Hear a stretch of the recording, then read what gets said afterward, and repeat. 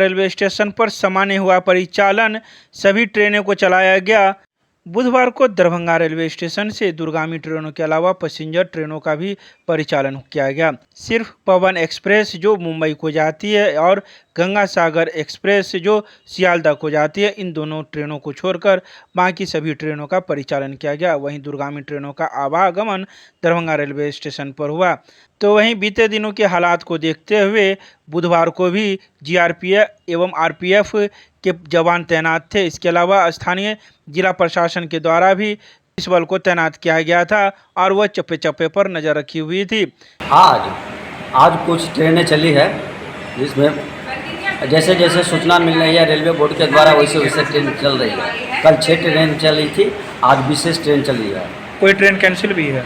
Ganga 1:3186 Ganga Sagar cancel है और 11:062 पवन express cancel है। अच्छा, इसके अलावा और कौन कौन सी ट्रेनें चली हैं आज? इसके अलावा बिहार गई है, बिहार संपर्क गई है। अच्छा, पैसेंजर भी गया है? हाँ, पैसेंजर गई है। रक्सौल समस्तीपुर पैसेंजर गई है। कमला इंटरसिटी? कमला इंटरसिटी गई है। अच्छा, क्या नाम हुआ आपका? अब मेरा नाम हुआ रिधि मिथिलेश। क्या है आप? जी, क्या? Enquiry clerk Darbhanga. एक करण क्लासेज इंडियाज नंबर 1 अब ज्ञान सरिता पब्लिक स्कूल रोहिलागंज कैदराबाद में। हम कराते हैं bank, railway, SSC, CSAT, CTT, management, defence and all other general competition exam की तैयारी। संपर्क करें, हमारा नंबर है 9934849798। दूसरा नंबर है 7633955870। लालबाग में जमीनी विवाद में न्यूज कवरेज करने गए एक पत्रकार के साथ लोगों ने की मारपीट। बुधवार को जमीनी विवाद में न्यूज कवरेज करने गए एक पत्रकार को लोगों ने पिटाई कर दी। आपको बताते चले कि नगर थाना क्षेत्र के अंतर्गत लालबाग मोहल्ला वार्ड नंबर 9 में जमीन विवाद चल रहा है। वहां एक पक्ष ने बताया कि जब हम लोग अपनी ज़मीन पर काम करवाने हेतु आए तो हमारे फरीक ने हम लोगों पर हमला कर दिया और हम लोगों के साथ गाली गलौज व मारपीट की, जबकि ज़मीन मालिक का कहना था कि हमारे ज़मीन का कागज़ पूरी तरीके से दुरुस्त है। लेकिन वहीं दूसरी पक्ष का कहना था कि हम लोग इस जगह पर 40 वर्षों से रह रहे हैं और यह ज़मीन हमारे पूर्वजों की है। वहीं न्यूज कवरेज करने गए एक पत्रकार को कवरेज करने के दौरान लोगों ने उसे बुरी तरीके से जख्मी कर दिया, पिटाई की एवं उनका मोबाइल तोड़ दिया। जब इस बारे में पत्रकार से बात की गई तो उन्होंने बताया कि हमें सूचना मिली थी कि जमीन विवाद का मामला चल रहा है और वहां मारपीट होने की भी आशंका है। तभी मैं वहां पहुंचकर न्यूज कवरेज करना शुरू कर दिया और न्यूज कवरेज के दौरान 4 से 5 की संख्या में लड़के आए और मेरे साथ हाथापाई कर लिए। हाथापाई करने के दौरान मोबाइल भी छीन लिया और मेरे मोबाइल को तोड़ दिया। वहीं पत्रकार ने यह भी बताया कि ज़मीनी विवाद का पूरा मामला मेरे मोबाइल में कैद हो गया, जिस वजह से वे लोग आक्रोशित हो गए और मेरे मोबाइल को तोड़ने का प्रयास किया और उसने तोड़ भी दिया।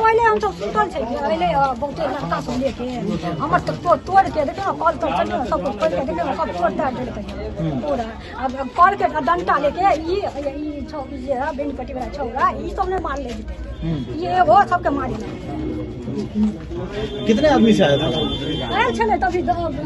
50 आदमी और छोरा सब। अच्छा, कितने सालों से विवाद चल रहा है इस जमीन पे? क्या नाम ये तो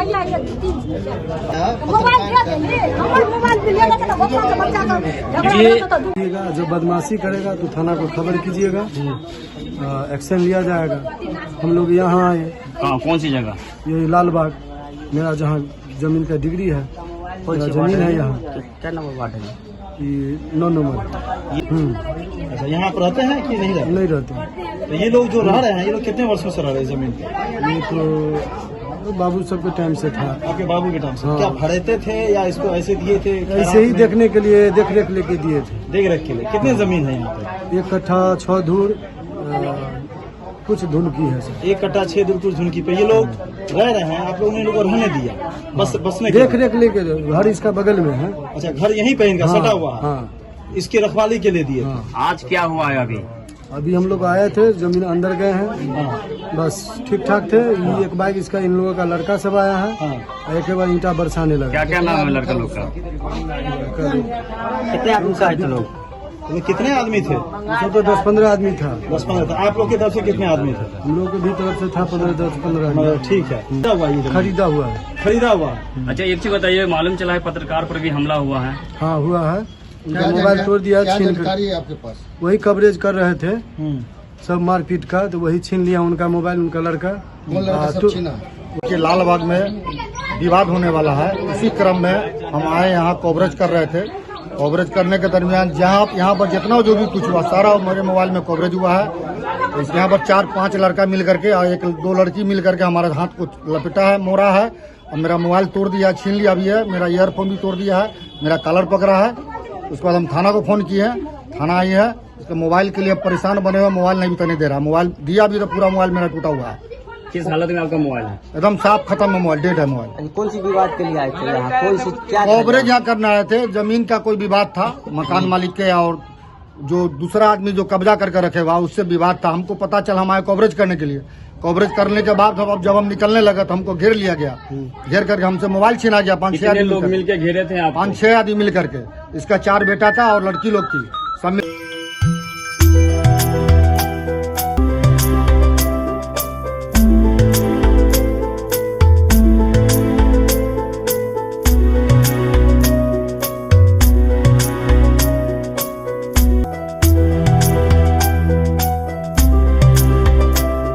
आयुर्वेद कॉलेज का जिलाधिकारी ने किया औचक निरीक्षण।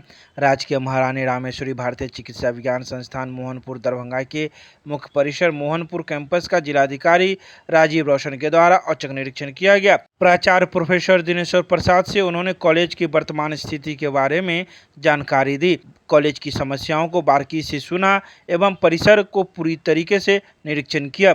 कॉलेज परिसर में स्थित नवग्रह आयुर्वेद वाटिका एवं रामेश्वरी वनौषधि वाटिका को देखकर खुशी जाहिर करते हुए उन्होंने कहा कि यहां आयुर्वेद चिकित्सा की पढ़ाई के लिए उपयुक्त परिवेश है। साथ ही राजकीय कामेश्वर सिंह आयुर्वेद चिकित्सालय कामेश्वर नगर कैंपस के बारे में चर्चा करते हुए उन्होंने यह आश्वासन दिया कि इसे जल्द ही कब्जाधारियों से मुक्त कराया जाएगा। उन्होंने यह भी कहा कि इस विवाद से जुड़े सभी अधिकारियों को तुरंत कार्रवाई करने का आदेश दिया जाएगा। अष्टम अंतर्राष्ट्रीय योग दिवस पर आयोजित आयुर्वेद कॉलेज के कार्यक्रम की सराहना जिलाधिकारी ने की।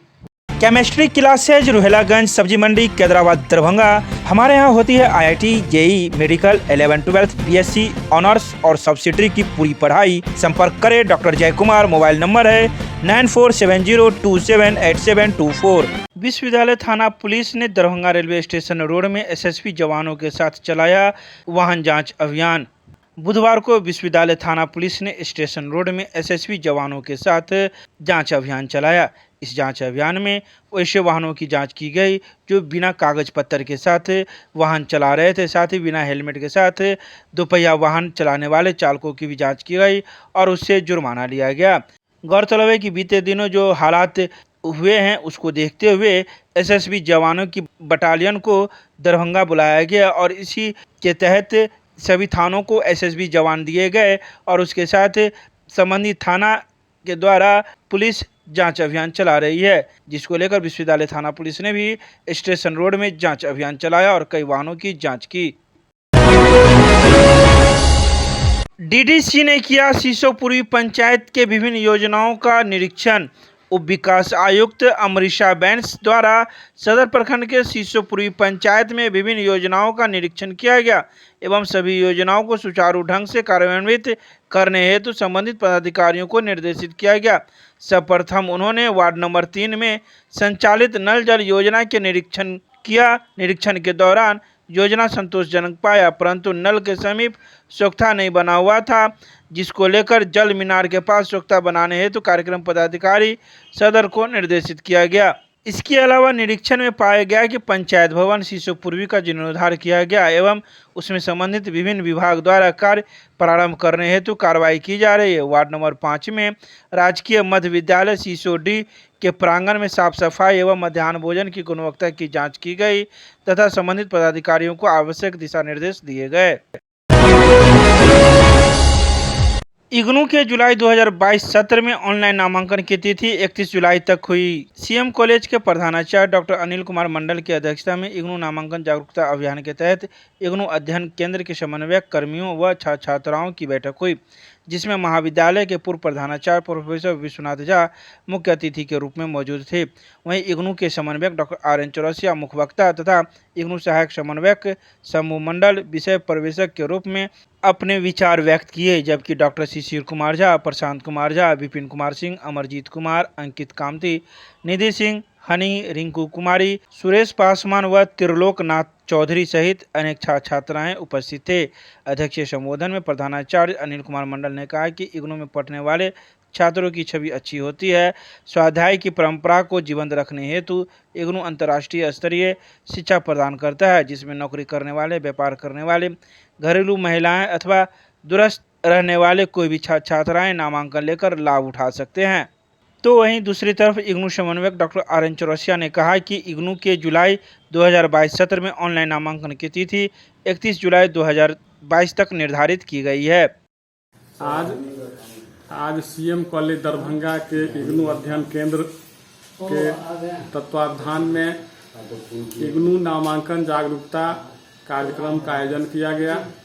कार्यक्रम की अध्यक्षता सीएम कॉलेज के प्रधानाचार्य डॉक्टर अनिल कुमार मंडल ने की, जबकि इस अवसर पर मुख्य अतिथि के रूप में सीएम कॉलेज के पूर्व प्रधानाचार्य प्रोफेसर विश्वनाथ झा उपस्थित थे। साथ ही साथ इग्नू के तमाम कर्मचारीगण, छात्र छात्राएं, इनके बीच इग्नू की क्या महत्ता है, इग्नू के अध्ययन सामग्री, इग्नू की परीक्षा पद्धति, इग्नू में नामांकन की पद्धति का विस्तार से जानकारी दिया गया।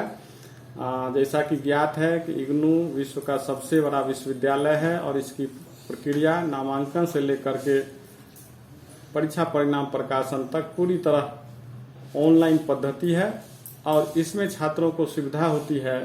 वे छात्र भी इसमें नामांकन लेते हैं जो नौकरी में हैं, वे भी लेते हैं जो घरेलू महिलाएं हैं, दूरस्थ हैं, जो वर्ग नियमित नहीं कर सकते हैं, वे भी इसमें नामांकन लेकर के इसके उच्च अध्ययन सामग्री को पढ़ करके अपने जीवन को सफल बनाते हैं, सपनों को साकार करते हैं।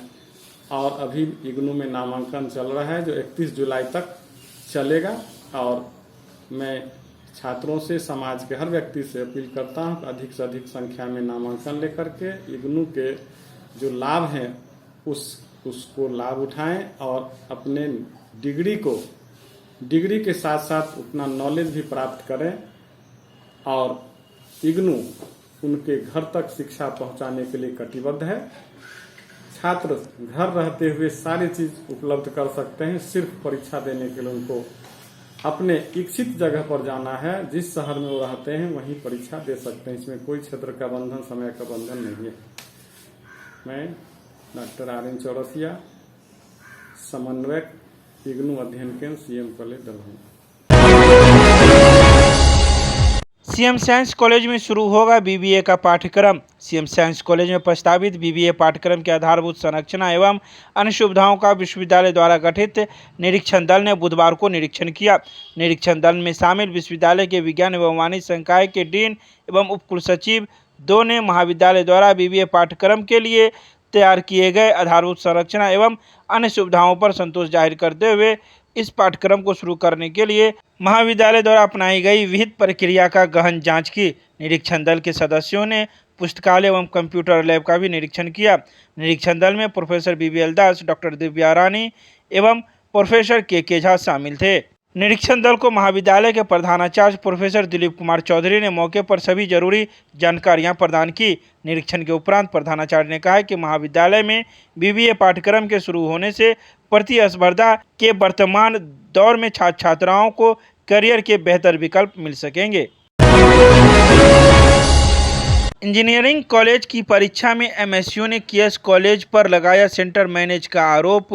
बुधवार को मिथिला स्टूडेंट यूनियन के विश्वविद्यालय प्रभारी जयप्रकाश झा व KS कॉलेज के पूर्व अध्यक्ष अनीश चौधरी ने मिथिला विश्वविद्यालय कुलपति को ज्ञापन सौंपा, जिसमें उन्होंने KS कॉलेज पर सेंटर मैनेज करने का आरोप लगाया। इस बाबत छात्र नेता व यूनियन के विश्वविद्यालय प्रभारी जयप्रकाश झा ने कहा कि अप्रैल महीना में इंजीनियरिंग कॉलेज की परीक्षा सेंटर केएस कॉलेज में रखा गया, जहां पर कॉलेज प्रशासन के मिलीभगत से परीक्षा में बड़े पैमाने पर धांधली किया गया। छात्रों से पैसा लेकर सेंटर मैनेज किया गया। छात्रों को एकांत रूम में ले जाकर चोरी करवाया गया। छात्रों के लिए मोबाइल और सॉल्वर की भी व्यवस्था की गई। छात्रों के लिए राइटर तक की व्यवस्था किया गया था। एक प्रतिष्ठित संस्थान में इस तरह का काम होना यह बहुत ही शर्मनाक है।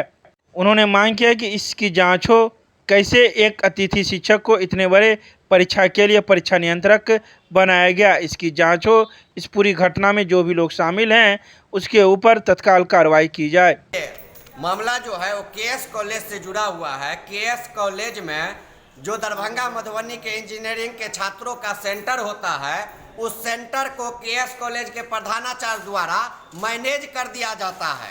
अप्रैल माह में जो वहाँ पे इंजीनियरिंग का जो सेंटर पड़ा था, उसमें से छात्रों से 10-10 हज़ार रुपया लेके एक अलग रूम का व्यवस्था करके उसमें एग्जाम लिया गया, जहां तक कि उसमें मोबाइल की, सॉल्वर की और राइटर तक की व्यवस्था केएस कॉलेज के प्रधानाचार्य द्वारा और बड़ा बाबू द्वारा किया गया। जबकि इसका विरोध भी उसी कॉलेज के कर्मचारियों द्वारा किया गया, लेकिन पैसा के आड़ में यहाँ के परीक्षा नियंत्रक महोदय, रजिस्ट्रार महोदय और कुलपति महोदय के मिले भगत से उस सेंटर पे, केएस कॉलेज पे खुलेआम छात्रों को चोरी करवाया गया।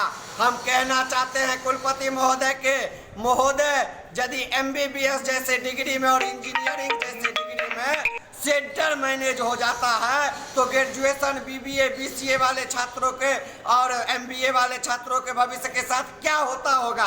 यदि एमबीबीएस के छात्रों को सेंटर मैनेज कर दिया जाए बी और आपको इंजीनियरिंग को, तो फिर वही इंजीनियर पैदा होंगे जो सड़क के ऊपर में नाला बना देते हैं, वही इंजीनियर मतलब कार्यरत होंगे जो बिना किसी जानकारी के कोई काम करते हैं। फिर हमारे पास ऐसे ही एमबीबीएस पैदा लेंगे जो डीएमसीएच में भर्ती होने के बाद तुरंत वो पेशेंट को क्या मार दिया जाएगा। हम मांग करते हैं ये जो आपराधिक घटना से भी बहुत बड़ा घटना घटाने का काम जो है केएस कॉलेज के प्रधानाचार्य ने किया है, उन पे अविलंब जांच करके इसमें जितने भी कर्मचारी, बड़ा बाबू, प्रोफेसर शामिल हैं, उन सब पे काम करे। आपको मीडिया बंधु के माध्यम से हम कहना चाहते हैं, उस एग्जाम के लिए विश्वविद्यालय ने स्पेशल परीक्षा नियंत्रक की नियुक्ति किया केएस कॉलेज में, जबकि वो प्रोफेसर असिस्टेंट प्रोफेसर थे और उनको परीक्षा नियंत्रक की नियुक्ति नहीं होना चाहिए। लेकिन पैसा लेने के चक्कर में, सेंटर मैनेज के चक्कर में ये बाहरी वृक्षक भी मंगाते हैं और उनको कॉलेज के प्रोफेसर जो ईमानदार होते हैं उनको उसमें ड्यूटी पे नहीं लगाते हैं, ताकि सेंटर को मैनेज करके खुलेआम जो है यह धंधा चलाया जा सके।